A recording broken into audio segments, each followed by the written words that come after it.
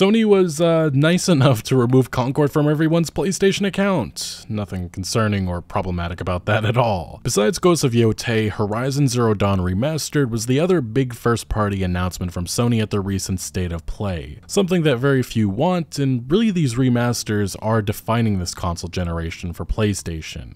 It's bad enough we're remastering games just a couple of years old, but it becomes a problem when you double the price of the original game just to ensure every new player is forced to spend near full price on it. It's scummy, and also a reflection of what's to come in the all-digital future. At the very least, Sony didn't pull a Rockstar and delist the original game. In other Horizon news, Sony is all in on live services. No, Concord did not change their mind. They've said as much to investors, they've made it abundantly clear what the game's in active development, and it appears what's next for Horizon is indeed Horizon Online from Guerrilla Games. Not to be confused with the Horizon MMO supposedly in development at NCSoft. A legend is calling it a career, a legacy that will live on in the inevitable The Elder Scrolls 6. Skyrim Grandma, who has spoken about her hope to play the game before she passes on, has decided to cease content creation as it has become no longer fun. And certainly YouTube can be quite the stressful environment, but Skyrim Grandma has defied the stereotypes that follow the older generation, showing that you are never too old to have a passion and love for gaming, something that was on display with her videos for years. Ubisoft is on the verge of collapse, and the company's CEO made a surprising admission the other day to investors, and that was that the anti-woke movement is indeed affecting company performance. This admission did not go down well with some in the gaming industry, as well as the remark by Yves Guillemot that Ubisoft isn't pushing any specific agendas with their games. But today we have a lot to discuss, a lot going on. The gaming industry has been extremely busy, as later we'll be discussing BioWare's head-scratching defense of Dragon Age The Veilguard, EA hyping up a return to classic Battlefield, Blizzard's latest baffling decisions with WoW, which some say is ruining it, and Rockstar's exploration of anti-cheat, which has angered many with its implementation. And while security matters in a game like GTA Online, it also matters when browsing the web. Whether it be malicious websites hiding malware or blatant censorship causing your favorite places to be blocked, that's why today's sponsor, NordVPN, is the perfect answer to these very real problems. NordVPN offers the fastest VPN on the planet with no tracking or sharing of what you do online, all protected by robust encryption.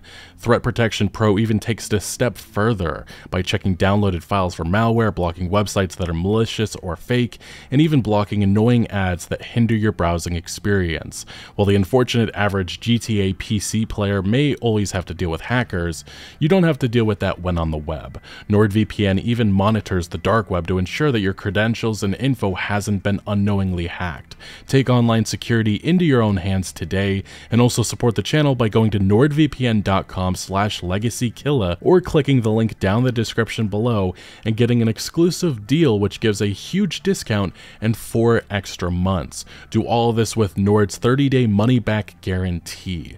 Again, thank you to NordVPN for sponsoring today's video. Hideo Kojima is indeed a madman. While showing off some new footage for Death Stranding 2 on the beach and teasing at a release date announcement that isn't coming anytime soon, he showed off the very unique and just truly remarkable photo mode mechanic for Death Stranding 2. Innovative, one of a kind. Genuinely think Kojima is the only game director right now that could get a bunch of Hollywood stars to dance for his game. Star Wars Jedi Fallen Order and Survivor will go down as some of the best Star Wars games ever made, and fortunately it does look like we'll get closure to Cal Kestis' journey. Respawn Entertainment and EA have confirmed they are actively working on the third and final Jedi game. While that may have always seemed like an obvious next move for Respawn, this gaming landscape and EA's distancing away from IP and franchises that they don't own made this a little bit of a question, even despite its immense success, but it is nice to have that confirmation. One of the weirdest returns to gaming this year is Flappy Bird. The iconic App Store game that about a decade ago was shut down by its creator suddenly and people were even selling phones with it still on it has returned.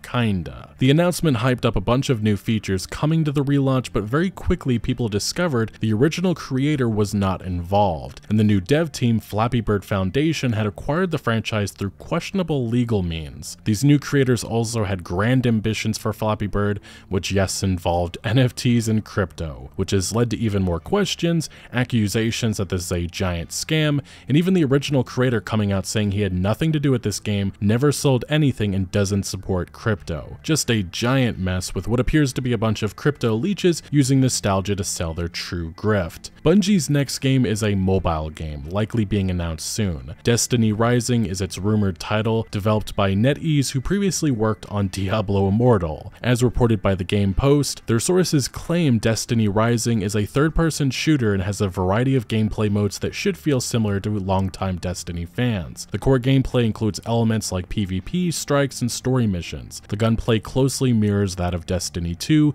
capturing much of the same look and feel. It's also said to be a prequel to Destiny. Now, in terms of monetization, it's unknown. It's also been said that NetEase isn't building this game necessarily for Destiny players, but more so aiming to tap into the massive mobile gaming market, particularly in the Asia region, where mobile games dominate, which probably means that Diablo Immortal monetization will be repeated again here. Bungie also recently resolved a potential legal issue after it was discovered the recent collaboration with Nerf was from stolen fan art, and now another fan who had their art stolen by Bungie has spoken out again. In 2023, this artist exposed the fact that Bungie used their art without their permission in a Destiny 2 cutscene, and Bungie very quickly apologized and promised to compensate them. Now, a year later, they've expressed their frustration that nothing has come of this promise. Former Bungie legal chief Don McGowan addressed the situation on LinkedIn, saying, "What's funny to me is that the next article below this one is a thing I had meant to take care of, dealing with a situation where a fan artist had their work built into a trailer. But I guess when you let go of the guy who fixes your problems, those problems don't get fixed." This is just yet another example of the disarray happening at Bungie, the incompetency that continues to strike this fractured company. Saber Interactive's CEO ignited this gaming industry with remarks on an Asmongold video comment section about wanting games to just be fun again. Their ultimate goal was Space Marine 2. He also went on to claim that, "I spent some time as chief operating officer at Embracer, and I saw games that made me want to cry with their overblown attempts at messaging or imposing morals on gamers. We just want to have some glory kills and get the heart rate up a little. For me, that is what games should be about." This remark was met to a lot of criticism from the games industry, and many questioning if it was real. Well, Matthew Karch, the CEO, all but confirmed it was by acknowledging the remark on LinkedIn, saying, "Whoever wrote that seems pretty sharp." The success of Space Marine 2 has only continued, with even notable Warhammer fan Henry Cavill speaking out about his enjoyment of it, and Saber Interactive saying Space Marine 2's success changes everything for them, and that does in fact include a Space Marine 3. The PS5 Pro doesn't really have the technical leap that I had hoped for, but yet the inner geek in me was still kind of interested in the limited 30-year anniversary version of it. And well, never mind on that. Within seconds, it was grabbed on up and thrown to eBay for thousands of dollars. A shame. PlayStation did also have another release besides Astro Bot and Concord recently, and that was God of War Ragnarok for PC. And as usual, was hit with tons of negative reviews because of the PSN requirement, something that even I don't understand with a single-player game. A requirement that, might I add, prevents players from over 100 countries and territories from buying the game. While there has been a lot of negativity surrounding PlayStation lately, their one successful live service has been revived. Helldivers 2 did exactly what gamers had been wanting, for the devs to listen to them. It took far too long, lots of pain in the last couple of months, but Arrowhead dropped a massive update a few weeks ago introducing a bunch of fan-requested buffs and tweaks. The result of that move has been a renaissance for the game, with the Steam player base more than doubling, and even the mood at Arrowhead being a lot better. Often listening to your community is the best move, and in this instance it has paid off big time. The last couple of Battlefield installments have been met to a lot of disappointment and frustration from the overall gaming community. When we have remarks like this coming from EA's CEO, it just means absolutely nothing. One of the most ambitious projects in our history, said about the new Battlefield, which is supposedly coming next year, I assume. The thing is, he says this about every single Battlefield release. You can find comments he said about Battlefield 5, Battlefield 2042, and those games ended up being absolute train wrecks in terms of the direction that DICE took the franchise. Now, the one big reason why I'm actually hopeful for this new Battlefield is because of Vince Impella. He is now overseeing EA DICE, he's been in charge of a lot of the decision making. We've also seen a lot of the veteran talent at DICE depart, so this is a new age for DICE, a new Battlefield. And it does seem to be that if there's anybody who can come in and fix this, it is Vince Impella. And this is some remarks he said the other day about the next Battlefield, which again gets me more excited for this new direction that they're taking it. And it really isn't isn't a new direction. It's going back to where things worked. And he said, in an interview with IGN, he teased a back-to-basics approach for the series' next outing, and he said in quotes, "If you look back to the peak of the pinnacle of Battlefield, it's that Battlefield 3, Battlefield 4 era where everything was modern. And I think we have to get back to the core of what Battlefield is and do that amazingly well, and then we'll see where it goes from there." And he continued teasing that they're probably moving away from the 128 player maps, which I think is a smart decision. It just did not work well enough in 2042. He said, "Did 128 players make it more fun? Doing the number for the sake of the number doesn't make any sense. We're testing everything around what's the most fun. The maps, once they get to a certain scale, become different. So we're designing something that is more akin to previous Battlefields. I'd rather have nice, dense, really nice, well-designed play spaces." And all of that is music to my ears. We also did see some new concept art for this, along with obviously the confirmation that they're going for a modern setting with a new installment. And yeah, this does appear to be Gibraltar. This was also confirmed by Tom Henderson of Insider Gaming, who has inside sources at EA DICE and who's working on the next Battlefield. And he actually had some further details about the direction that is right now planned for this new installment, which is supposedly they're going back and forth between naming it just Battlefield or Battlefield 6. Only time will tell with that. But yeah, new details on the next Battlefield game. This was just a couple of days from Tom Henderson. Zampella confirmed a new experience from Ripple Effect, and Insider Gaming has reported it will be Battlefield's take on a new free-to-play battle royale to tie in with the game's premium release. I think that we all knew that this was coming. We knew that EA DICE was going to take another shot at battle royale. It's just one of those things that they have to get going. They have to get it right. Insider Gaming understands that the game will take place somewhere between 2027 and 2030, so a modern setting, with the campaign focused on a massive private military going up against NATO. The game will be set in various locations worldwide, including Gibraltar, as seen in the concept art, and the USA, which is also believed to be the setting of the Battle Royale experience, which is a tropical location. And they continue saying the aim is currently for 45 different weapons on launch. In addition, the goal is for around 10 multiplayer maps. The game will also see a significant overhaul to its destruction. Over a half dozen sources mention that the game would have caliber-based destruction akin to Rainbow Six Siege, with different calibers causing different amounts of destruction. It's also understood that the game will be seeing some changes to movement, with one example given by multiple sources, the ability to pick up and move downed players. While this has almost certainly been incorporated for the Battle Royale experience, it's been implied that this is also of the changes and is part of the team's Battlefield Moments initiative to bring back the moments that made Battlefield well Battlefield. So all of this has me excited, and I truly do think if there's anybody who can turn this franchise around, it is Vince Zampella and that Respawn team, which is right now appearing to be overseeing DICE. Perhaps one of the most controversial, divisive games in recent memory. I feel like I've been saying that a lot lately, but Dragon Age The Veilguard is one of those games that started off as bad as it could get. The first impression trailer that came earlier this year was defined as cheesy and goofy, and it was met to mass dislikes. And in recent days, it has become quite clear that the ideological opinions, let's just say, of BioWare developers is very much all over this project, which has torn a lot of people about the future direction of this franchise. As the Park Place reports, Dragon Age The Veilguard game director confirmed inclusivity at heart of game's character creator and features pronoun options. That was back in July, and we saw a bunch of previews that were mostly positive about this new installment, a lot of them saying that BioWare's back. We'll see about that. I have my doubts about that, especially because most of BioWare isn't even around anymore. But the game's character creator is definitely one of those things that has carried a lot of criticism, just because it appears that certain parts of it are very restrictive, like the breast and butt slider don't appear to do anything. Maybe that's a bug, I hope it is. And then there's certain, obviously, political, ideological decisions that they made with the character creator, which just lands right in that inclusivity sphere, and it contributes to the overall culture war environment that is gaming these days. And adding to the divisiveness surrounding this game, we actually saw former BioWare Dragon Age writer David Gator speaking out about The Veilguard, saying apparently the usual suspects are upset at how woke the new Dragon Age is, and apparently sudden and unexpected development in the series, effing tourists. In further comments on the post, Gator explained, "I'm simply saying that if your criticism is that it's suddenly gone woke, like this isn't consistent with everything in the series before it, you're an idiot. Then again, woke seems to expand its meaning daily." Now, one specific area that we did see BioWare respond to was Dragon Age The Veilguard's Qunari designs. You've obviously seen images of this character going around, a lot of people talking about, saying how ugly it is compared to the previous installments, and also just overall criticizing BioWare's art direction with this new installment, saying that it looks too Fortnite-ish. And we did see a response coming from the cinematic designer at BioWare, Derek Wilkes. I believe he's been at BioWare for a long time, one of the OGs, and he said comparisons like this have been floating around, so to clarify, the one on the left is a custom character created by the player. The choice to make them look like this was intentionally made by the player. It is not an NPC. The Aeroshock was also a very specific model. And then he pointed out that he reposted this to avoid grifter engagement.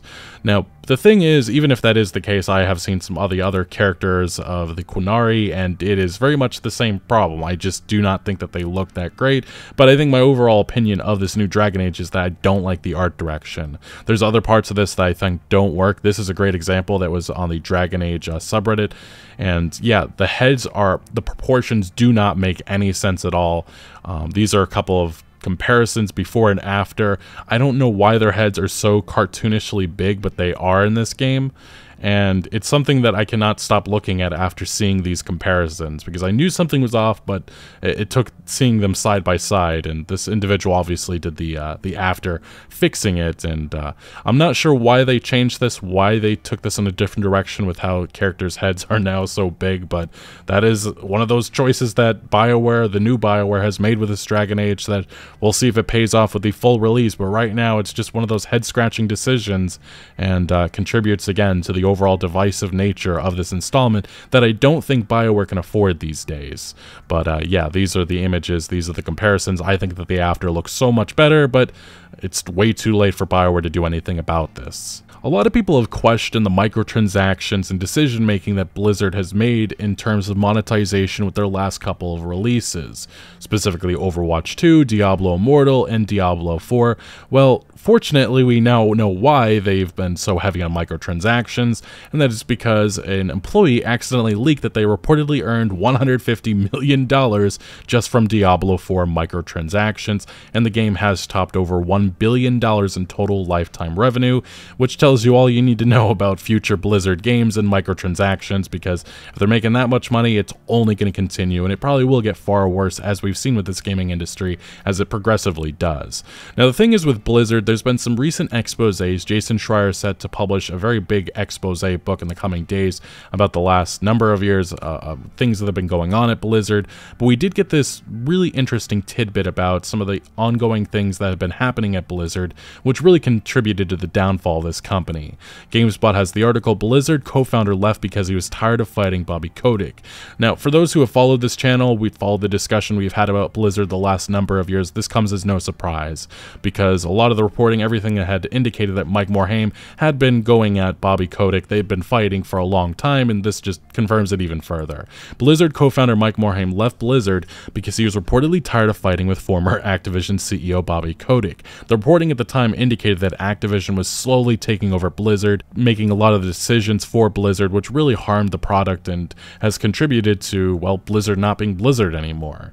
And it continues saying, for years, Morhaime attempted to keep Activision, which acquired Blizzard in 2007, at bay. That goal of keeping Blizzard insulated from outside Activision pressure became harder in 2013 when Blizzard canceled Project Titan, an FPS MMO that had been intended to be the next World of Warcraft, according to Jason Schreier. After the project's cancellation, which cost Blizzard around $80 million, Kotick and Activision began to assert more control over Blizzard, including pushing Blizzard to hire a chief financial officer, Armin Zerza, to keep costs in check. And obviously, I think it is naive, maybe even a little childish, just to blame Activision for Blizzard's downfall, as there's been well-documented cases that a lot of the chaos that was happening in Blizzard was because of the management under Morhaime, even something that Morhaime ultimately has admitted in recent years. But I do think it is quite clear that Activision CEO Bobby Kotick and his interference in Blizzard really hurt the products that they were producing. Like a great example would be WarCraft 3 Reforged, that terrible remaster that ended up getting a lower budget because of, well, the things that were going on with Activision asserting authority over Blizzard. And we did get some recent interesting reporting coming from Windows Central, which makes quite clear the problem with the gaming industry today, the modern gaming issue, in which so many of these companies are fixated on keeping players engaged so long that they hurt the overall product with the decisions that they're making. Windows Central says Blizzard has made it impossible to die while leveling in World of Warcraft for some reason. At what point does it being too easy become boring? And the article mentions that World of Warcraft's difficulty curve has undergone various permutations over the years. 25-player Mythic raids offer a blisteringly tough challenge for the most skilled min-maxers, while Mythic Plus 5-man dungeons scale in difficulty based on your choices, all the way to Mythic difficulties that even have esports events revolving around them, showing that there's been a lot of difficulty with these World of Warcraft games over the years. But he shows off a clip in which, as he notes, you can see my level 47 Dwarf Paladin getting wailed on by elite monsters only to find himself fully invincible. It seems that new players cannot die in World of Warcraft anymore, which completely eliminates any and all risk from actually playing the game. Like I said, they're trying to appease these casual newbie players, and doing so they ruin the product completely. I'm unsure what this Obsidian Blessing buff, which protects you from death essentially from levels 1 through 270, aims to achieve. For new players, it creates a completely inconsistent experience between 1 to 70 and level 71 to 80, since as far as I can tell, it isn't really explained anywhere why exactly you're unable to die in the Dragon Isles. And then he continues, WoW's leveling experience was far less forgiving than today's modern experience, making you feel as though danger lurked in every corner, adding intrigue and mystique. I've tried many times to get friends and family into the game only for them to bow out, owing to the simplistic and unimmersive gameplay that is at odds with the current expansion experience. Now, Blizzard has taken the ease to a whole new level. Removing all the danger from World of Warcraft is akin to making it feel completely arbitrary. And like I said, this totally damages the product and is just one of those head-scratching decisions that Blizzard continues to make with a lot of their games. It's not just World of Warcraft. Overwatch is another great example, Diablo as well. It's always up and down with this company, and it's so frustrating. The future of Rockstar Games is something that is very up in the air beyond Grand Theft Auto 6. Obviously, there's tons of excitement for that. I am honestly thinking that could be game of the generation, just like Red Dead 2 was for me. But the thing is with Rockstar Games, after GTA 6, what are they going to be doing? Is it a Red Dead 3, or are they going to be working on more smaller games, as was indicated a while ago by Take-Two's CEO? We really don't know at this point. But we do know that a lot of veteran talent has departed from Rockstar Games. One of those key figures being Dan Houser, who left the company back in 2021 to found a new company called Absurd Ventures. And Absurd Ventures has been making a lot of moves as of late that are catching a lot of eyes. A great example of this would be the fact that Absurd Ventures has now taken over a lot of the Immortals of Avium dev team and formed them into a new studio. This article coming from GameSpot reports that it hired some of the Immortals of Avium development team from Ascendant to become a new studio under the Absurd level. Absurd Marine, I believe that's how it's pronounced, based in San Rafael, California, is staffed by developers who worked on that game. The founder also is joining, Brett Robbins, who previously worked on Call of Duty, and that about 20 of the core developers on Immortals of Avium went to Absurd. Now, what is Absurd actually working on? Well, they are now working on a game. This is supposedly an open-world adventure set in a sci-fi expanded universe. And I think the big question mark that still surrounds Dan Houser leaving Rockstar is why did he? And that clarity is still not there. But I do think, so I'm going to speculate a little bit, but I think the problem at Rockstar Games is that they are such a premium perfection studio that making these smaller games is something that is just not going to happen under this current regime, and something that Take-Two Interactive isn't interested in. They want mega hits. That is what Rockstar Games is these days. So taking chances on risky, smaller experiences is something that they're not going to do, which is probably why Dan Houser creatively, who has been notably working on a lot of the narrative stuff with these Rockstar experiences, wanted to expand and work on stuff that he was in control of, thus why we saw him open this new studio and why they're working on new games. And we'll see what happens. I'm very curious to see the future of this studio and whether or not he can rival some of the past experiences that he created at Rockstar Games, because Dan Houser is very much a talented figure and he's taken some of that talent at Rockstar with him. Now, it is also worth mentioning the fact that Grand Theft Auto Online got a massive update recently, and this was the implementation of Battle Eye anti-cheat. This is an anti-cheat, which is something that a lot of people don't exactly love in the PC world, as it's not very effective and it's actually already reportedly been bypassed, but it has stopped a lot of the free cheats that were available available for Grand Theft Auto Online. Yes, it took 9 years from Rockstar Games to do something, but they did it now, probably because of Grand Theft Auto 6, probably showing their larger ambitions of making sure that the game's safe on day one and not a massive hacker circus, which is what Grand Theft Auto Online has become. Now, the problem with this implementation of BattlEye is also the fact that Rockstar dropped support for a number of places. So if you play on Linux, there's no longer support there. If you play it on Steam Deck, it is also no longer there. Now, the thing is, Rockstar Games could easily make this support happen. They just chose not to, which is baffling in my opinion, especially because GTA Online is one of the most played games on Steam Deck. This article coming from Rockstar Intel mentions that GTA Online update removes Steam Deck support, and it goes on to bring up the fact that for some reason on Steam it still had mentioned for the first coming days after this new update that it was, it was running on Steam Deck, it was still compatible, but the problem is that you could play the base game of Grand Theft Auto 5, but you couldn't play the online version. And on that Steam Deck page, it had a massive thing saying this is one of the most played games on Steam Deck, which just shows that Rockstar Games clearly didn't care about that audience at all. And this article actually mentions here, yeah, Steam Deck top played games, and yes, it is in the top 10 most played, which shows that Rockstar Games just completely cut off so many players from experiencing GTA Online with this new update. Like I said, it just doesn't make any sense at all to me, but there has also been a noticeable drop in terms of the GTA Online player count because of this move. Now, we did see further on the Linux_gaming subreddit a lot of players talking about this and complaining again that they are blocked, no longer able to play GTA 5 or GTA Online because of this. And it's not, like I said, some of these comments are extremely nasty, but it's understandable. A lot of these people have had this game for years, they've invested so many hours, and now they are completely cut off, and a lot of them are wondering, I should be able to get a refund because I can no longer play this. And I think that is a valid point that many of these individuals are bringing up in these responses. Now, Rockstar Games fortunately is working with Valve to at least fix GTA Online on Steam Deck. We'll see what happens. It's been about a week or two. We have not seen any indication that anything has changed at all, but we did see a massive upgrade in terms of negative reviews on the Steam review page for Grand Theft Auto 5, with a lot of players just extremely unhappy with this implementation with no heads up at all. But it has caused, again, they are going after hackers finally. This is the big change that Rockstar Games is making. They're getting very serious about security finally, and that is probably because of Grand Theft Auto 6. A lot of the stuff that they're implementing now probably will make it to that next GTA Online experience. But unfortunately, this ban wave has also hit some non-cheaters.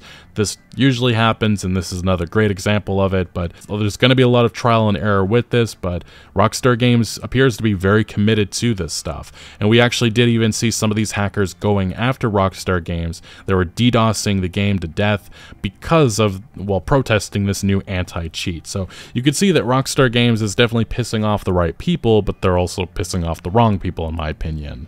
Now, in terms of the future of Rockstar Games, in terms of Grand Theft Auto 6, we still await some news or something. It's been 9 or so months since that last trailer, that I think it was like 80-second trailer, and we're probably going to get another 80-second trailer in the coming months, I believe, before the year ends. And for those worried about a delay announcement, a former Rockstar Games developer made quite clear if there is going to be a delay to 2026, we're not going to be hearing about that anytime soon. And if you're around during the Red Dead Redemption 2 days, this isn't really a surprise. Rockstar Games won't delay Grand Theft Auto 6 until about 6 or so months before release, and then we're going to get that sudden, well, okay, the game's moving to the springtime, and then maybe 6 months later, well, the game's moving back to the fall. So we'll see what happens. I am definitely not thinking Grand Theft Auto 6 is going to be releasing in 2025, especially based on things I've heard, but this is Rockstar.